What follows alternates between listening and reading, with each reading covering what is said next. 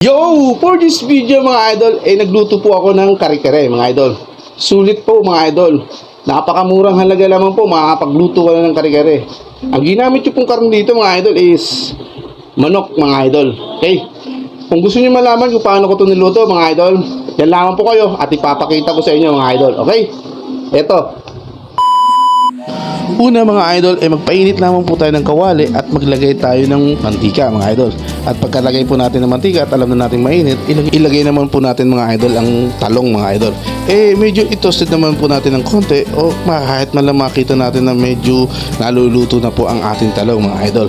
So, samantala na handito po tayo mga idol, gusto ko sana maglambing sa inyo mga idol. Kung umabot naman po dito sa aking video mga idol hanggang dito, naway pakipalo na lang po ang aking page and then pakilike, comment and share kung sakali na gusto niyo po ang aking video mga idol. So, kahit pa paano ay maluto ang ating talong mga idol. At susunod naman po natin mga idol, igisa ang bawang mga idol. Magigisa na po tayo dyan mga idol ng bawang. At pagkatapos na lang po maggisa ng bawang at ihalo-halo natin ganyan, susunod naman po natin mga idol ang ating sibuyas. Okay, ihalo-halo naman po natin yan mga idol at mekos-mekos lamang po natin yan. Insan! Yan lamang po ang ating gagawin mga idol. Itutuloy-tuloy lamang po natin ang ating halo mga idol sa ating sibuyas at bawang mga idol hanggang sa maluto ito.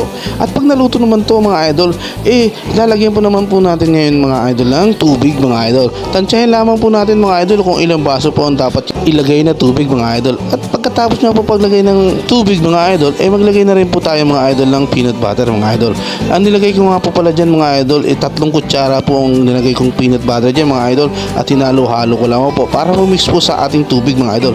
At naglagay na rin po ako dyan mga idol ng 2 kutsarang patis para mas sigurado natin ang lasa ng ating kare-kare mga idol. At pagkatapos natin maglagay ng patis mga idol, maglalagay naman po tayo dyan mga idol ng atsuete mga idol. 5 piso lang po ang bili ko dyan mga idol at sinala ko lamang po ng ganyan para sigurado tayo na matatansya natin kung anong gusto nating kulay sa ating kare-kare mga idol. At pagkatapos natin maglagay ng atsuete mga idol, nakikita nyo mga idol, naglagay nga lang po ako dyan ng harina. Hindi na rin po ako gumamit ng kung ano-ano dyan mga idol, basta harina na lang po mga idol. Pampalapot lamang po yan mga idol kahit paano. 2 kutsara lamang pong harina ang ginamit nyo dyan mga idol at nilagay ko. At ilalagay naman po natin susunod ang manok mga idol. Yung manok po natin mga idol ay pinakuluan ko na po yan mga idol.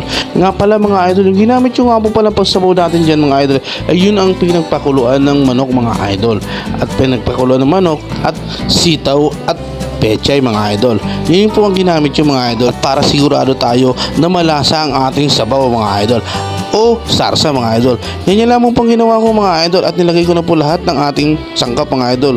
Nahandyan na po yung sitaw, pechay, talong ang ginawa ko kanina. Takpan lamang po natin at pakuluin natin mga idol ng 15 minutos mga idol para maluto ang ating gulay mga idol. Pagkalipas lamang po ng 15 minutos mga idol, tanggalin na po natin ang takip at yun mga idol, luto na po ang ating kare-kare. At magugulat po kayo sa lasa niyan mga idol.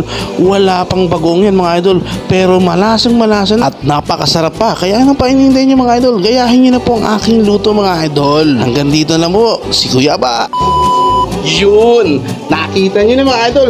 Napakasulit at napakasimple lamang po itong lutuin mga idol. Kaya anong painintay nyo? Gayahin nyo na rin kahit paano mga idol. May kulang nga lang po dito mga idol, yung puso ng saging mga idol. Hindi ko na po nabili yun mga idol dahil kinapusta rin po ako sa budget. Kaya okay lang yan kahit wala yan mga idol. Basta't nahandito yung sitaw, yung talong at ang pechay mga idol. Okay? So ano pa ba gagawin natin mga idol? Kakain na tayo. Kaya nakasanayan natin mga idol, magdadasal po muna tayo. Okay? Panginoon, maraming salamat po sa biyayang binibigay niyo po sa akin. At sana po Panginoon, bigyan niyo rin po ang biyayang nanonood dito. Okay, tara, let's eat mga idol.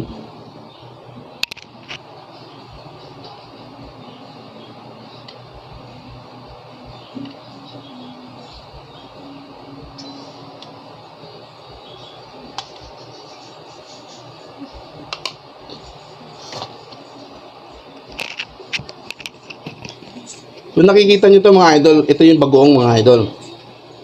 Hindi ko na rin po pinakita kung paano ako nagluto nito dahil marami naman akong stock nito. Gusto nyo po ba makita mga idol kung gaano karami ang stock ko nito?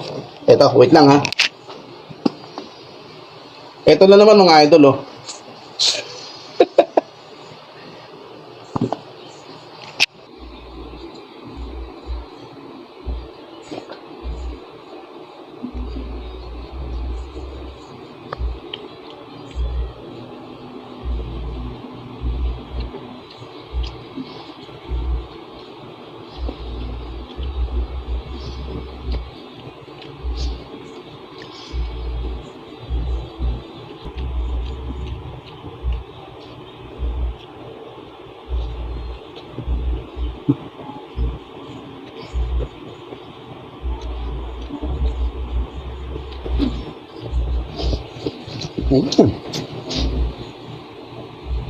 Ang sarap.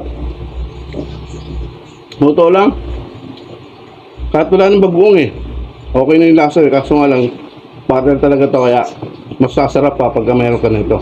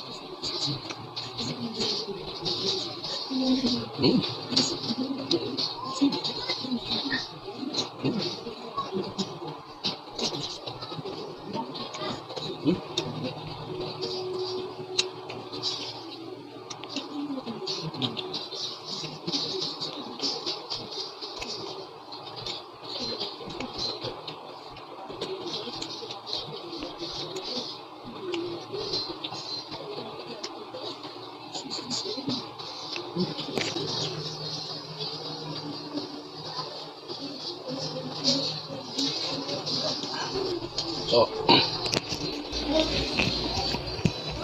hanggang dito na lang tayo mga idol. Tapos na akong kumain, may tira akong isa.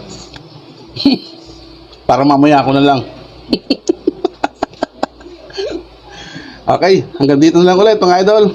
Ito po si Kuya Ba, ang lagi nag-iiwan sa inyo ng God bless. Bye-bye!